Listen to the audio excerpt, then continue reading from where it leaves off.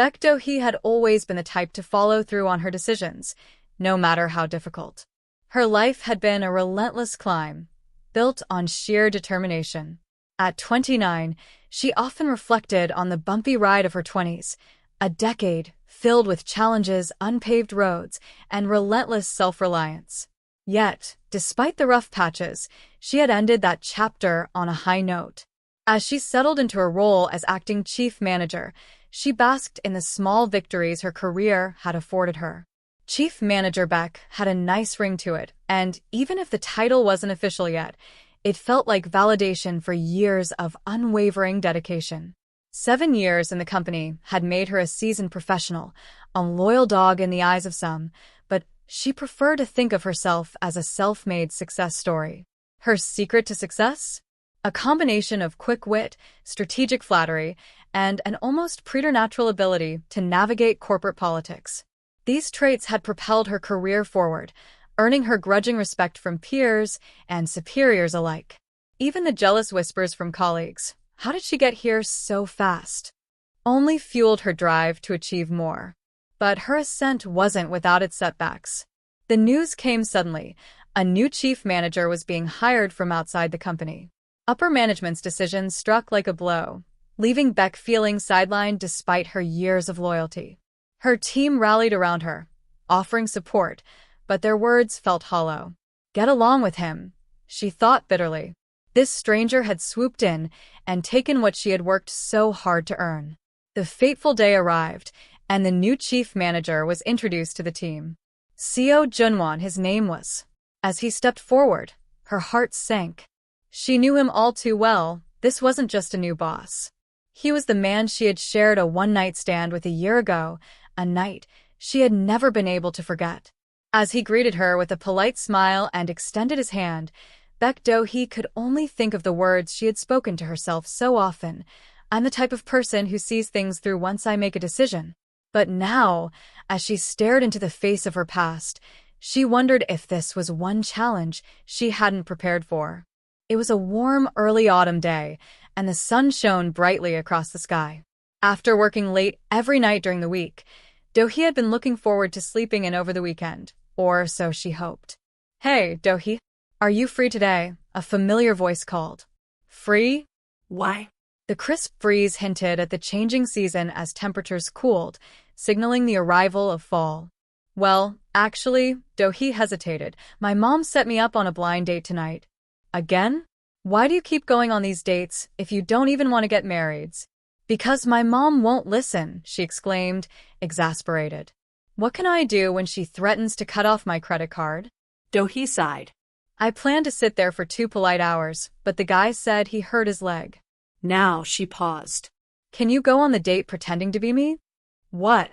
Are you out of your mind? We haven't exchanged photos. It'll be fine. Do-hee pleaded. Please help. I'll treat you to dinner. 10 no, 20 times. Reluctantly, Yun-nuri found herself agreeing. Her cherished weekend plans vanished before her eyes. That evening, Yun sat in the restaurant, waiting. He's late, she muttered under her breath. Before long, a tall man approached. First of all, it's nice to meet you, Ms. Yun-nuri. My name is Seo Junwon. He rattled off his height, age, living arrangements, and lack of hobbies or medical concerns in rapid succession.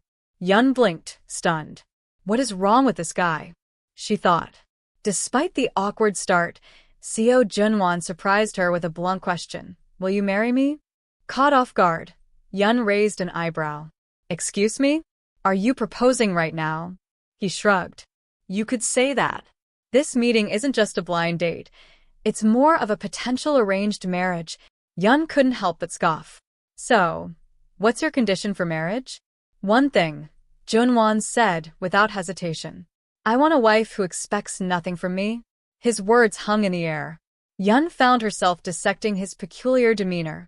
You've probably never loved anyone in your entire life, have you? She finally asked. Junwon's reply was frank. He didn't believe in destiny, love, or even people. By the time their 2-hour meeting concluded, Yun felt strangely intrigued. As she got up to leave, Junwon stopped her. I think you and I have a lot in common, he admitted. Yun tilted her head. How so? For starters, you asked me earlier what it feels like to fall for someone, Junwon began. I think for the first time in my life, I might be feeling something because of a woman. Yun met his gaze, unsure of her own feelings. Then shall we test it? She suggested. If there's nothing left after tonight, we'll go our separate ways. Later that evening, Yun reflected on how she'd ended up here.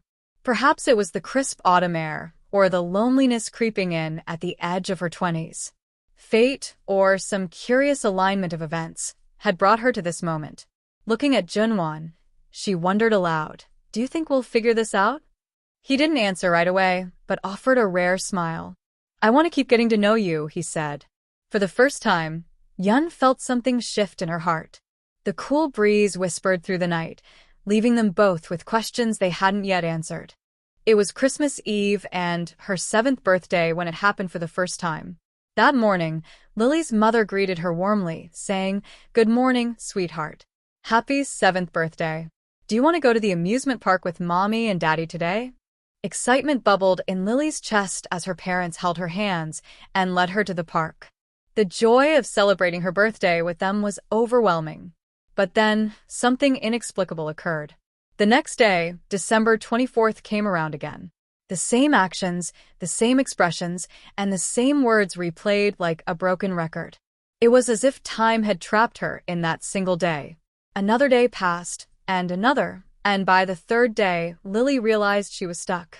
The world moved as if nothing was out of the ordinary, yet Lily relived the same day over and over again.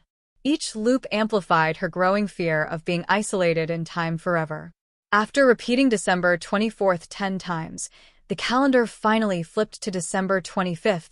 Relief washed over her, but it became clear she was caught in a time loop. As the phenomenon recurred sporadically, about 2 or 3 times a month, Lily kept this strange secret hidden from everyone around her. She learned to escape these loops by pretending she didn't remember anything, blending seamlessly into the repetitive rhythm of her surroundings.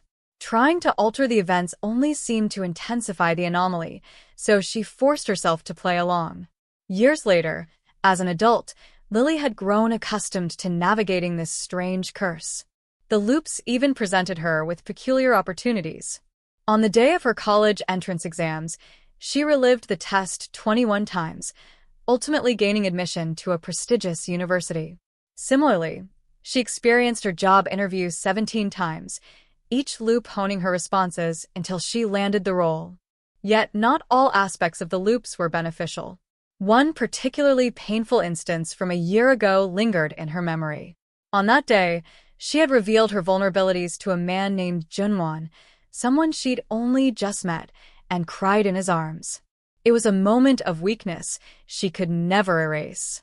Time rewound, and he forgot, but the emotion stayed with her.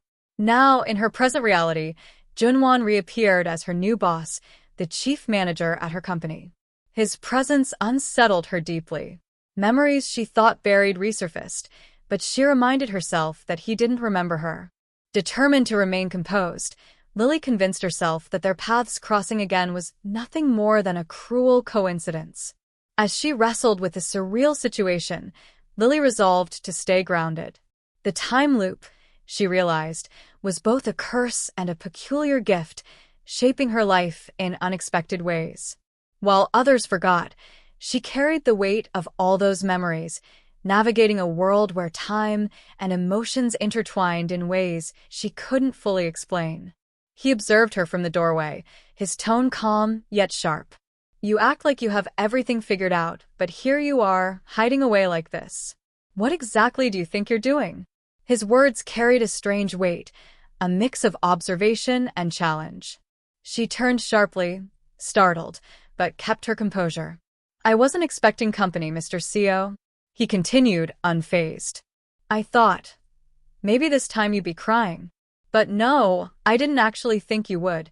Her mind raced. What was that just now? Could he know something? She brushed off the unsettling thought, rationalizing. It has to be a coincidence. There's no reason to overthink this. Straightening herself, she replied coolly, "There's nothing for me to cry about. I'm not some teenager going through puberty. She prepared to leave, determined to maintain her dignity. I'll be going now. But his voice stopped her. Miss Beck, I think you're amazing. His unexpected compliment caught her off guard. He elaborated. The director told me you're a woman who outshines most men in your work.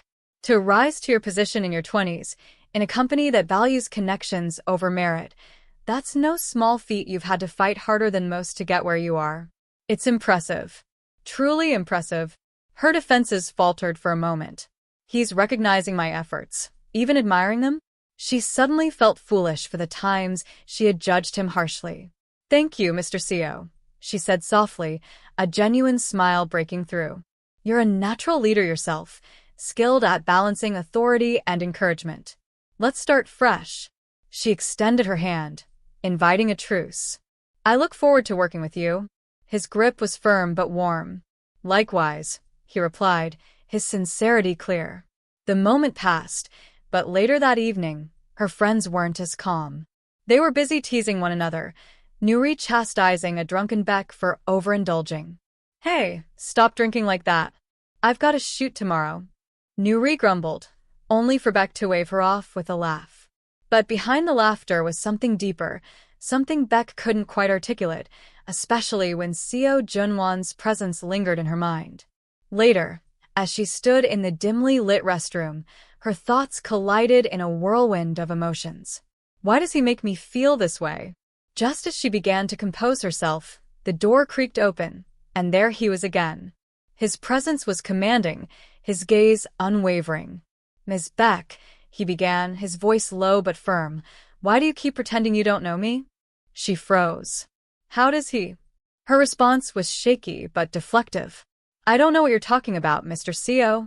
But he didn't let her escape. We slept together, he said, his words cutting through the tension like a knife. At the Lafayette Hotel, room 2005. Are you really going to keep pretending you don't remember? Her breath hitched, her carefully constructed walls crumbling. How could he know? Seo Junwan's gaze was steady as he spoke, his words cutting through the tension. We slept together at the Lafayette Hotel, room 2005. Are you really going to keep acting like you don't remember? Baek Do-hee's composure wavered for a fraction of a second, but she quickly recovered. I don't know what you're talking about, she replied, her voice cool but strained. He leaned back slightly, his tone softening. It's been a year since I last saw you. How have you been? So, your real name is Baek Do-hee? I did have a feeling that Yun Nuri didn't quite suit you. Do-hee's attempt at a response was interrupted by his calm persistence. Did you go day drinking by any chance? It's rude to deny what happened, especially when it's the truth. She pushed back, her voice sharper this time. I don't know why you keep saying these things, but your words are completely inappropriate. I'm going to pretend I didn't hear that for both our sakes. She clenched her fists, steeling herself. Now, if you'll excuse me, I'll be on my way. But her mind raced as she left. How does he remember? This isn't how it's supposed to work. Every time I've gone through this loop, memories are erased. Could it be? She shook her head. No, it's impossible. There's no way he could be experiencing the same thing. Later, as she sat among friends, nursing a throbbing headache and replaying the encounter in her mind, Ian's teasing snapped her back to reality. You really overdid it with the drinks, didn't you? Nuri found you passed out in the bathroom. Do-hee offered a weak laugh, brushing it off. But when Ian casually remarked, if you can't avoid it, enjoy it, the words hit her harder than expected. She muttered to herself, enjoy it? How can I possibly enjoy this? Avoid it? That's impossible. Her thoughts trailed off as the weight of her predicament sank deeper. The next day, avoiding CO became her new challenge. She adjusted her schedule to leave late, but he seemed to anticipate her every move. By the time she decided to leave, their paths converged again. Ms. Beck, aren't you getting in the elevator? Seo's calm voice startled her. She fumbled, attempting an excuse. Actually, I forgot my cell phone at my desk. You go ahead. He glanced at her hand. The one you're holding? He asked, a knowing smirk tugging at his lips. Flustered, she laughed nervously. Ah, right. Good eye, Mr. CO. His expression turned serious. How long do you plan on avoiding me, Miss Beck? If this continues, people will notice. It won't look good for either of us. He leaned in slightly, his words deliberate. Don't you find it fascinating? The fact that I remember everything from that night? Normally, I shouldn't. Yet I do. Her breath caught as he stepped back, offering an unexpected invitation. Would you like to have a drink with me? Dohee froze. Those words, they had been the beginning of everything before. She remembered crying, passion overtaking her, and the deep regret that followed. She shook her head, regaining her resolve. No, I'll pass. But I'll take scallion pancakes and soju instead. I'm not feeling particularly elegant today. Seo studied her for a moment, then nodded. The tension lingered as her mind whispered a dangerous truth. Why do I still feel the urge to act impulsively? When September 21st repeated itself, he found himself expecting to see her again. As he made his way to the restaurant for a blind date, anticipation grew. But instead of her, someone else appeared, claiming to be Yun Nuri. That moment solidified his suspicion. Unless she was also caught in the same time loop, there was no other explanation for why she wouldn't show up. Hearing his words, Dohee felt both stunned and oddly relieved. She wasn't alone in this strange phenomenon. Time loops often turned people into predictable shadows of themselves, replaying their actions as if controlled by invisible strings. In her solitude, she had wondered if she was losing her mind. He broke her train of thought. So, Miss Beck, how have you been this past year without me? Because I wasn't doing well. Her gaze narrowed, unsure where he was going with this. Because of you, Miss Beck, I abandoned everything. I spent an entire year searching for you. You were in my dreams. I couldn't get you out of my head. Why? She finally asked, her tone sharp. You could have just pretended nothing happened. We would have gone our separate ways. Didn't I warn you back at the hotel? Her words echoed in his mind, but his answer was clear. You told me you end things when they lose meaning, but I'm not someone who gives up so easily. I told you that. Her hand slapped the table. And, do you remember what I said? If we found we didn't love each other, that it was meaningless, we would simply move on. So tell me, Mr. Seo, do you really have no feelings left for me? Her heart raced at his silence, expecting him to deny her outright. But his response was anything but simple. I'm not sure, he admitted, his usual logic faltering.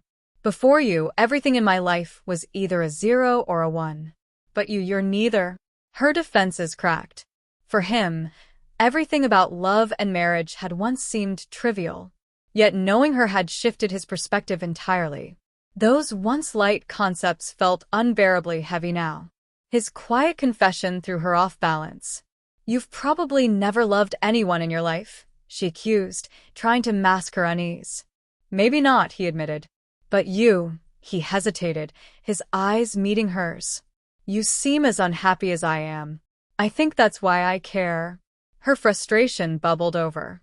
Who do you think you are to pity me? She snapped, shoving her chair back. This is over. Whatever this was, it's done. She stormed off, convinced their peculiar entanglement had finally ended. But the lingering weight of his words stayed with her. The following morning, sunlight streamed into her room, her blanket warm and comforting. The scent of something pleasant filled the air. As she stirred, she became aware of a hand brushing against hers. Her eyes snapped open. What? She whispered in disbelief. Did you sleep well? His familiar voice broke the stillness. Her heart sank. She hadn't just dreamed it. She'd somehow ended up with him again. Memories of the night before rushed back in fragments. Dohee had left work late, hoping to avoid him, but somehow their paths crossed again. Her friend's voice echoed in her head from a phone call. You won't believe this guy. He seemed so perfect, but he was an absolute disaster. She barely processed the conversation, consumed by her own thoughts.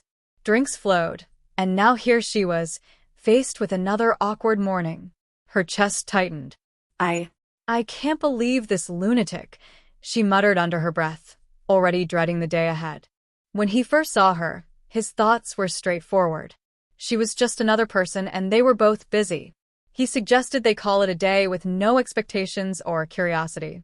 To him, she was nothing more than a potential match, a candidate to fill the role of a marriage partner. His requirements were simple: someone who wouldn't cling to him. He had been on numerous dates and had countless discussions about marriage with other women, but all of them seemed to want more love, attention, or emotional connection. She, however, was different. Her sharp observation, "I can see you have no emotions or feelings, and you're trying hard to act normal," struck a chord.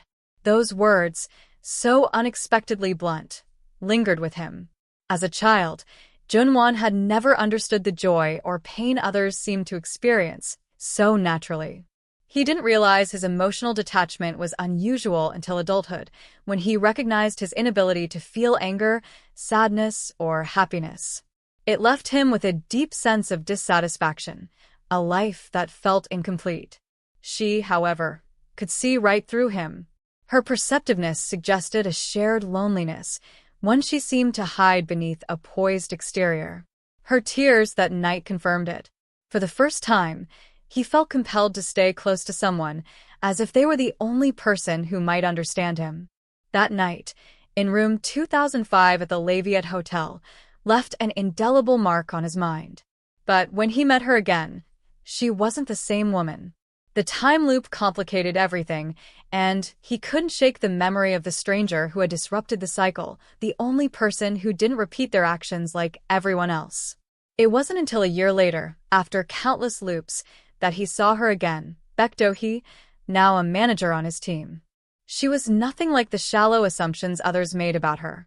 Yes, she was admired for her beauty, intelligence, and professional success, but beneath that exterior was a complexity only he seemed to notice. He didn't understand why she made him feel things he had never experienced before. His usual emotional detachment faltered when it came to her. Her unhappiness mirrored his own, and he couldn't help but be drawn to her. At work, people painted her as a star player with an impeccable background, a top graduate, respected by peers, and a favorite among executives. Yet they didn't truly know her. They saw the surface, the perfect, composed professional. Junwon, however, sensed the struggles she kept hidden, the vulnerability no one else acknowledged. Their paths continued to intertwine. When a drunken Do-hee crossed his way again, it was clear how little others understood her true self. While her friend worriedly called to retrieve her, Junwon stayed by her side, his emotions unraveling in a way he didn't recognize. Why was she the only person who made him feel this way? He didn't know the answer, but something about her broke through his carefully constructed indifference. And that, more than anything, unsettled him.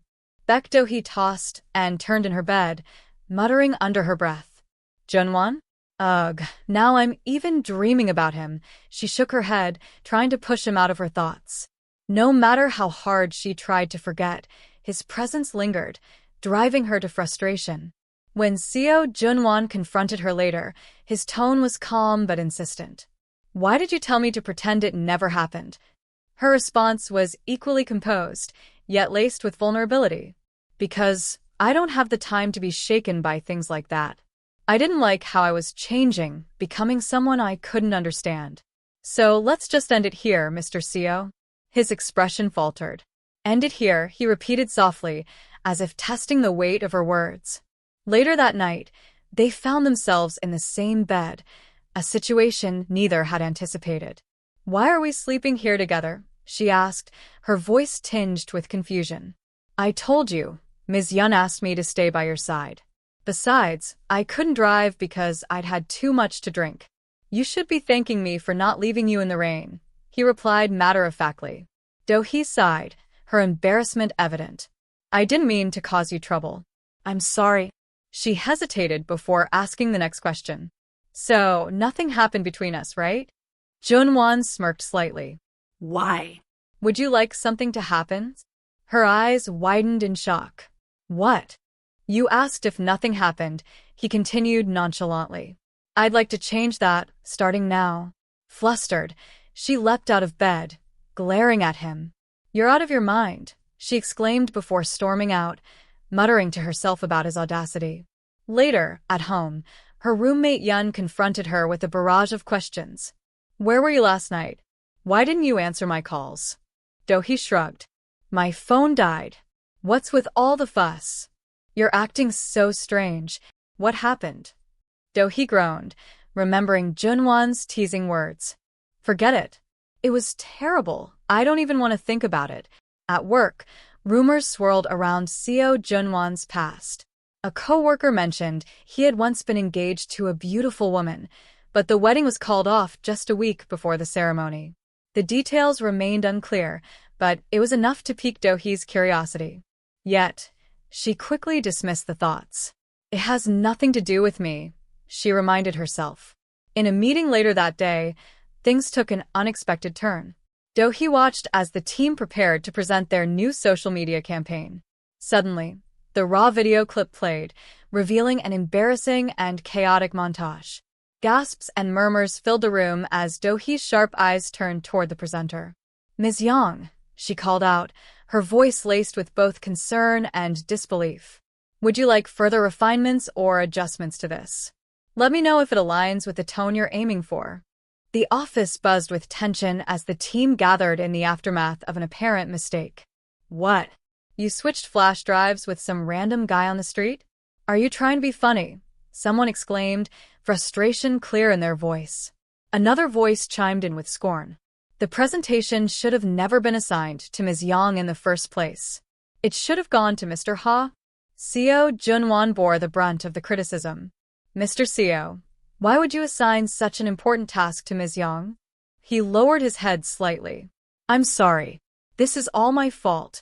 The criticisms continued unabated. This is why I always say women can't focus on anything for the life of them. Later, Ms. Yang's guilt and exhaustion were apparent as she spoke to Junwon.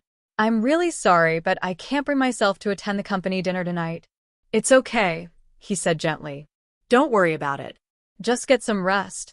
Out on the balcony, Junwon offered Do-hee a cigarette. You look tired. Want one? She eyed him curiously. How do you know whether I smoke or not? It seemed like you wanted one. I quit 3 years ago. For health reasons. Junwon smiled faintly. I can't believe you actually quit. You're really intense. That's my favorite compliment, she replied dryly. Most people don't like being called intense, he mused. Well, I like it. If you're clever, people call you sneaky. If you work hard, they call you intense. Without warning, he took the cigarette from her hand and extinguished it. Since you're so intense, I decided to put it out for you. Do-hee frowned, recognizing the familiar teasing tone. You're making things difficult by joking around like that again. Why do you think it's a joke? I've always been sincere. Suddenly, the world around Do-hee seemed to shift. Her voice failed her, and she realized the symptoms were returning. 5 minutes before a time loop begins, I always lose my voice, she thought grimly. She glanced at Junwon, who seemed unaffected. He can still talk. Does that mean he doesn't experience the same symptoms as I do? During lunch, the team buzzed with praise for Ms. Yang. Your presentation was excellent today. You did a great job preparing, someone said, clearly impressed. However, the moment didn't pass without a jab from another. This is why I say women can't focus on anything for the life of them. Junwon noticed Do-hee lost in thought again. Just out of curiosity, do you know how to escape from the time loop? Do-hee looked at him and replied confidently, Of course I do. I just have to act exactly the same as I did on the first day. Then why did you change your actions today? He pressed. Your choices affected Ms. Yang, which means today will definitely repeat. Do-hee shrugged. To me, this is like peeking at an answer sheet. If I can go back and fix what went wrong, why wouldn't I take the opportunities? Junwon's expression hardened. You think the time loop is a blessing. To me, it's a curse, a tiresome, disgusting curse. Even if it repeats 20 or 30 times, if it means I can fix your life, isn't it worth it? Do-hee countered. He scoffed. You really think this is a gift from God? His voice trailed off, leaving the air thick with unresolved tension. Seo Junwon's frustration was palpable as he confronted Do-hee. I can't believe you think the time loop is a blessing from God. To me, it's a curse, a tiresome, disgusting curse. For some reason, we're experiencing the time loop simultaneously, likely because we've been spending so much time together. He paused, his expression darkening. If you change your actions, I'll end up reliving the loop with you. Do you understand that? Please, act exactly the same as you did on the first day. I'll do the same. Do-hee folded her arms, her tone steady but pointed. Mr. Seo, you've lived your life only looking out for yourself, haven't you? If you're the chief manager, you should start acting like one. It's your responsibility to cover for and fix the mistakes of your team members. Junwon's eyes narrowed. Are you asking me to ignore potential disasters just because you can't accept that the day will repeat itself a few more times? Her gaze didn't waver. Ms. Yang made a mistake playing the wrong video. That's on her. There's no reason for me to erase her error. Besides, with so little talent, something like this was bound to happen eventually. You're saying she's incapable and always making mistakes. But even if you fix this, would you really say she achieved her success on her own? Do-hee asked sharply. Junwon's tone turned cold. I'm not the kind of person to overlook incompetence. What can I do? I've lived this way my entire life. She countered, her voice unwavering. What if I told you this was a direct order from your boss? Later, the team prepared for the next pitch. The department head chuckled. A honey-trapping strategy? Eh? Ms. Beck, with your pretty face, how can they say no? Do-hee forced a polite smile. That's not true, sir. Besides, I think it would be better if Mr. Seo led the presentation. A man leading might seem more credible. The manager nodded. All right, Mr. Seo will take the lead then. Can we count on you, Mr. Seo? Yes, sir. Junwon replied. Do-hee sighed inwardly. If I do it, it's a honey trap, but if he does it, it's credible. They're both talking nonsense. By the end of the day, tensions in the office boiled over. Ms. Nam had left after lunch, visibly upset. When asked about it, Mr. Ha brushed it off. I criticized her work, and she burst into tears. What's the big deal? It's not like I said anything that wasn't true. Junwon's calm exterior didn't falter. So, she left early without authorization. Understood. Do-hee couldn't hide her frustration. He's not even going to investigate further. He'll just handle it by the book. Junwon later reflected, his tone devoid of emotion. To be honest, I don't get upset, sad, or happy about most things. Even when someone cries in front of me, I don't feel anything. Do-hee stared at him in disbelief. He really is like a machine. As another loop reset to October 4th, Do-hee found herself back in the office. This time, she resolved not to stay silent when Mr. Ha berated Ms. Nam. Why do you always mess things up like this? He sneered. Ms. Nam stammered, on the verge of tears. I was just... Mr. Ha interrupted, his tone dripping with disdain. Are you seriously going to cry again? Kids these days are so quick to cry. If this keeps up, why don't you just quit? Do-hee couldn't hold back any longer. Mr. Ha, what do you think you're doing? His smug expression faltered. It's just she was... I asked what you were doing, Do-hee said firmly, her tone leaving no room for argument. The office fell silent, murmurs rippling through the crowd. Mr. Ha glared at her, but she stood her ground unwavering. This time, things will change.